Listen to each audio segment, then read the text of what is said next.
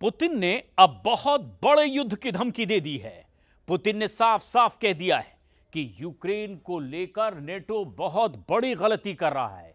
लाखों सैनिकों की मौत और लाखों लोगों के बेघर होने के बाद अब यूक्रेन पर एक नया खतरा मंडराने लगा है और इस खतरे की जद में 96 करोड़ लोग आ सकते हैं।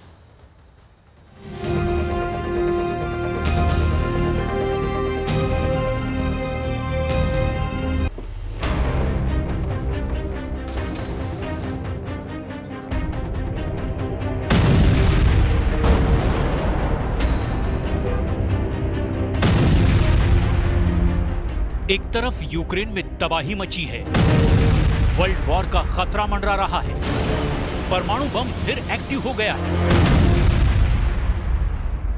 क्योंकि पुतिन ने ऐसा बयान दे दिया है कि नेटो के पैरों तले जमीन खिसक गई है। तो दूसरी तरफ है यूक्रेन की लिलिया और मारिया, दोनों को मिला है बहुत बड़ा धोखा। दोनों खुद को बहुत ठगा हुआ महसूस कर रही हैं क्योंकि युद्ध खींचने के साथ दोनों की जिंदगी में ऐसा बदलाव आया जिसकी उम्मीद नहीं थी।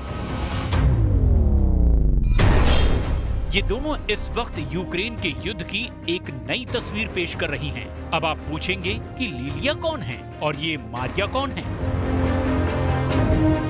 इस सवाल का जवाब तो ज़ेलेंस्की भी जानना चाहते हैं कि आखिर ये लिलिया कौन है। तो जवाब है कि लिलिया शुल्हा एक ट्रक ड्राइवर है। 40 वर्ष की लिलिया शुल्हा इससे पहले वो एसी वाले ऑफिस में काम करती थी। अब यूक्रेन में युद्ध के बीच ट्रक चलाने को मजबूर है।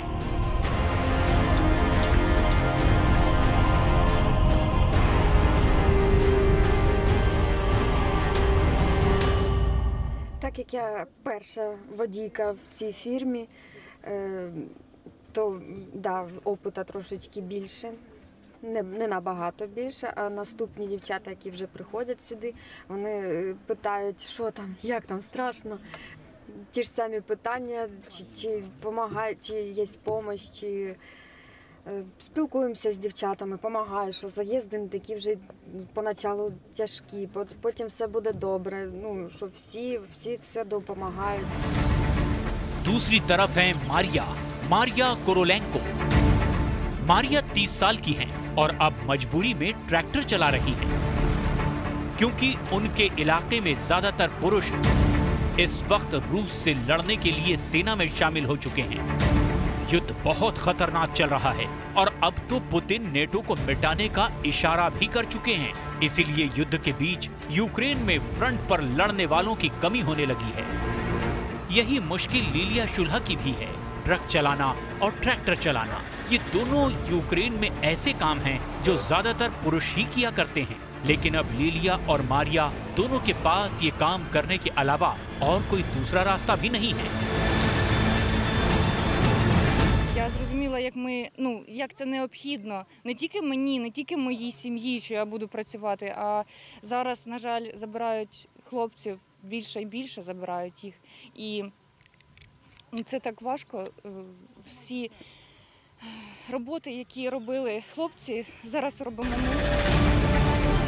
मारिया अब खेतों में काम कर रही हैं। 2 बच्चों की मां मारिया घर की जिम्मेदारी उठा रही हैं। यही कहानी लिलिया की भी है।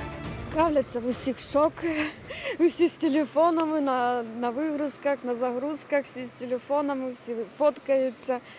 Ну, в усіх, і в прохожих там, і в людей, в усіх шок поки.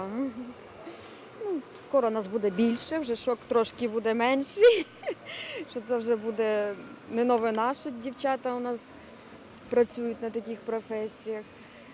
Ну, я думаю, далі буде вже, від мене відстануть.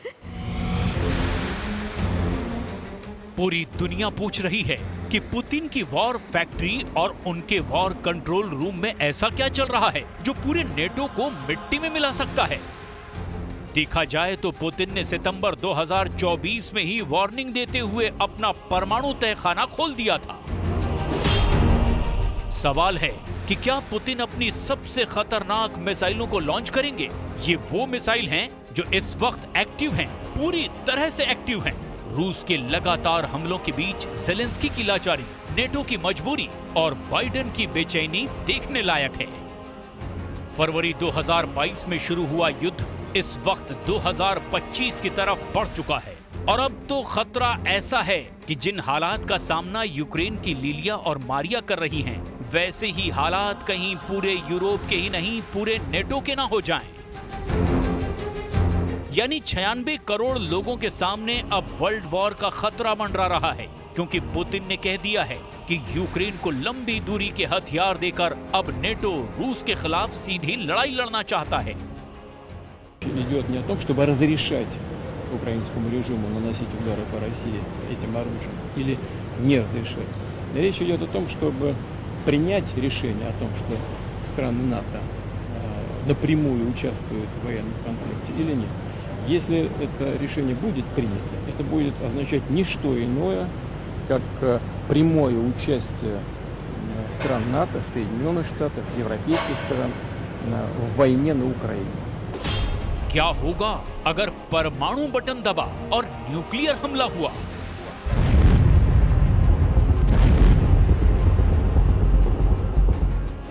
पुतिन के टारगेट पर दुनिया के कौन कौन से शहर होंगे? अगर इन शहरों पर बम गिरा तो क्या होगा? New York, Paris, Washington DC, London, Berlin, Chicago, California और लॉस एंजलिस।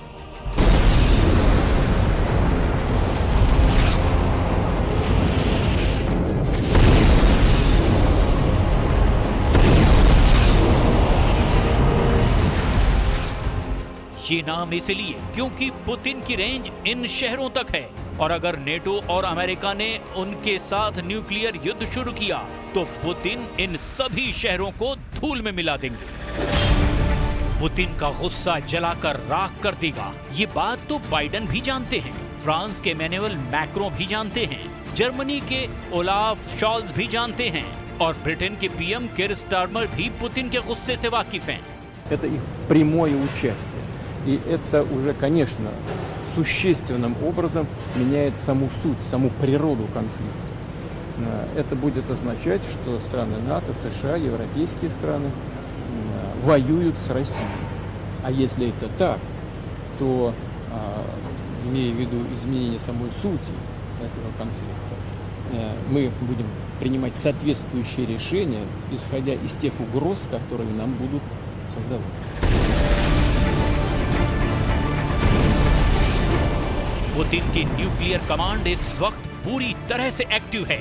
वो अपने तमाम खतरनाक न्यूक्लियर हथियारों और उनके डिलीवरी सिस्टम को पूरी तरह परख चुके हैं। ऐसे में सबसे बड़ा सवाल ये है कि अगर न्यूक्लियर बम वाला हमला हुआ तो नेटो के शहरों का क्या हाल होगा? पुतिन के गुस्से को लेकर बाइडेन और ब्रिटेन के प्रधानमंत्री के बीच हुई मीटिंग में भी चर्चा हुई। जब पुतिन के वर्ल्ड वॉर वाले इशारे के बारे में बाइडेन से पूछा गया तो बाइडेन के पास ज्यादा कुछ कहने को नहीं बचा था। You say to Vladimir Putin's threat of war, Mr. President?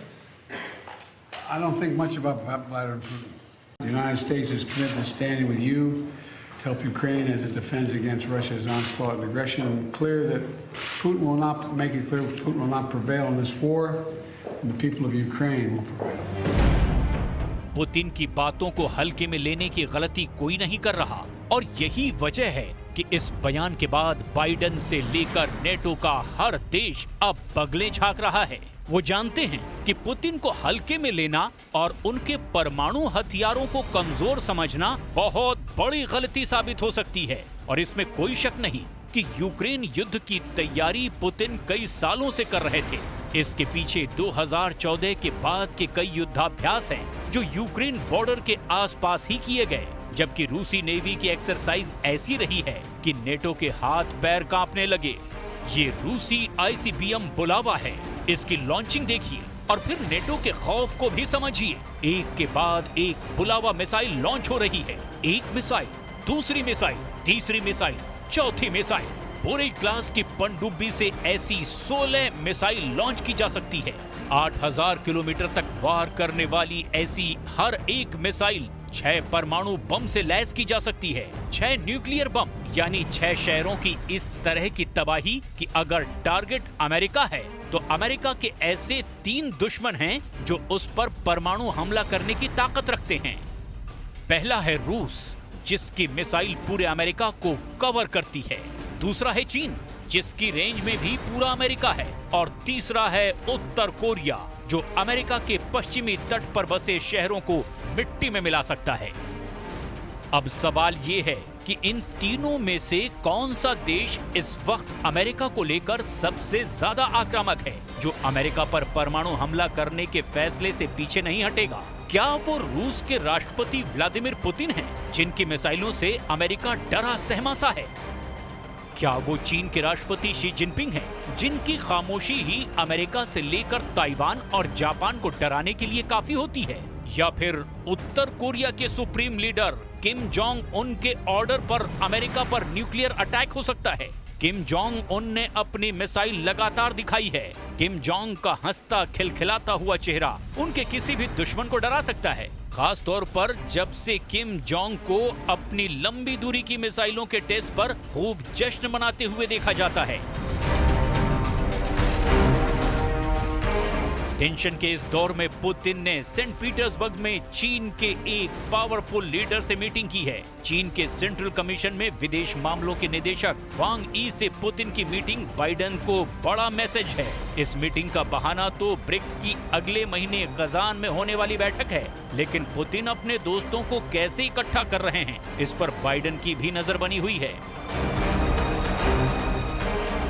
क्योंकि इसके बाद पुतिन ने अपने खासम खास पूर्व रक्षा मंत्री और अब रूस की सुरक्षा परिषद के सचिव सर्गेई शोइगु को उत्तर कोरिया भेज दिया है। वहां उनकी मुलाकात किम जोंग उन से हुई है। तो एक तरफ तो पुतिन रूस के वांग ई से मिले, तो उसके बाद सर्गेई शोइगु को उत्तर कोरिया रवाना कर दिया। ये दोनों मुलाकात बता रही है कि नेटो से लड़ने के लिए पुतिन चौतरफा फील्डिंग बिछा रहे हैं।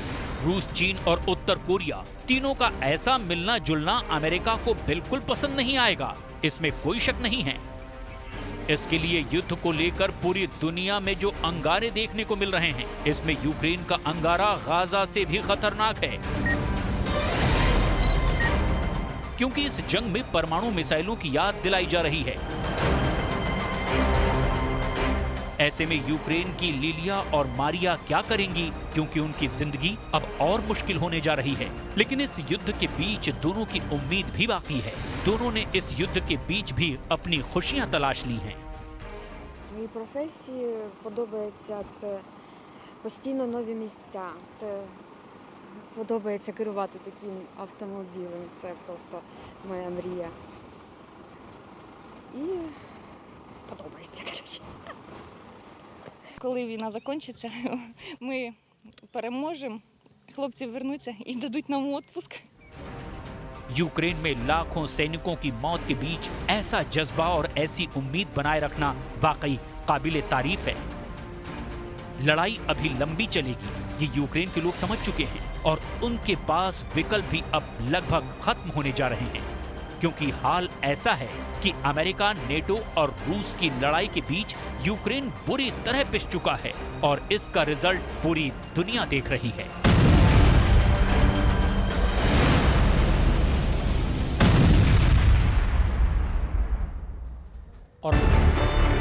न्यूज़ 18 इंडिया चौपाल, एक ऐसा मंच जहां जब जब बात निकलेगी तो सिर्फ दूर तक नहीं बल्कि दुनिया के कोने कोने में जाएगी, क्योंकि इस बार बात होगी भारत के वैश्विक महाशक्ति बनने के लक्ष्य पर।